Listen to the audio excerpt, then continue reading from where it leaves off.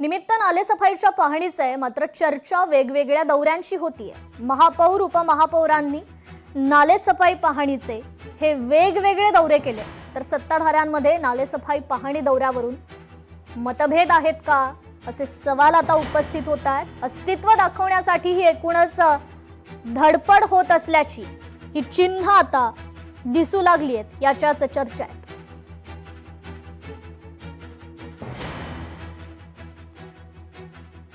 तर शिवसेनेचे उपमहापौर संजय घाडींना महापौरांनी एकाही नालेसफाई दौऱ्यादरम्यान सोबत घेतलं नाही। यानंतर शिवसेनेनेही उपमहापौर संजय घाडींच्या उपस्थितीत नालेसफाई दौऱ्याचं हे आयोजन करण्यात आलं। तर ही दोन दृश्य आपण पाहतोय। या ठिकाणी दोन वेगवेगळ्या दौऱ्या खरं तर ही नालेसफाईची पाहणी करण्यात आली, त्यामुळे मतभेद चव्हाट्यावर येण्याची शक्यता आहे।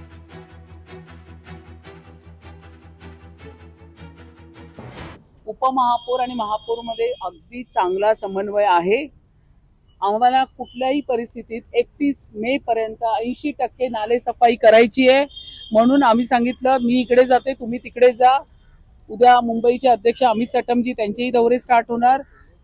सभागृह नेत्यांना सांगितलं सगळेच जण कशाला एका ठिकाणी जाऊ दे, पसरू दे, चारही ठिकाणी लोक फिरू दे ना। आपल्याकडे आता दिवस किती राहिलेत नालेसफाई होण्यासाठी, मुंबईची तुंबई होऊ नये यासाठी आम्ही सगळे 4 कॉर्नर्स आम्ही जातोय। आता ह्याच्यामध्ये समन्वय आहे म्हणूनच तर आम्ही एकमेकांना सांगितले मी जर पूर्व उपनगर घेते तर तुम्ही पश्चिम घ्या। महापौरांची मर्जी आहे, मी त्यांना काही जबरदस्ती करू शकत नाही। त्यांनी त्यांचे स्वतंत्र नालेसफाईचे दौरे चालू केले। खरं तर बजेटचं सेशन चालू होतं त्यावेळेला बांगर साहेबांना एएमसीना त्यांनी आपला कार्यक्रम दिला होता नालेसफाईचा। त्यांनी मला बोलवायला पाहिजे होतं, खरं म्हणजे विचारायला पाहिजे होतं उपमहापौर या नात्यानं की तुम्ही माझ्यासोबत जॉईंट होता का, पण त्यांनी नाही विचारलं। तर मी माझा उपमहापौर म्हणून पण समर्थ आहे ना। तर या नालेसफाईच्या वेगवेगळ्या पाहणी दौऱ्यांमुळे एकूणच राजकीय वर्तुळात आता चर्चांना देखील उधाण आलेलं आहे।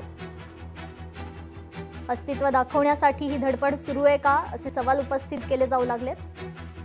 तर सत्ताधाऱ्यांमध्ये नालेसफाई पाहणी दौऱ्यावरून हे मतभेद चव्हाट्यावर येण्याची शक्यता आहे।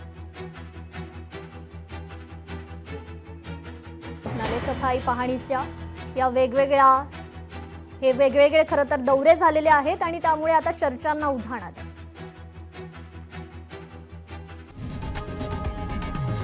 लोकशाही मराठी ऐका, पहा, जागरूक रहा।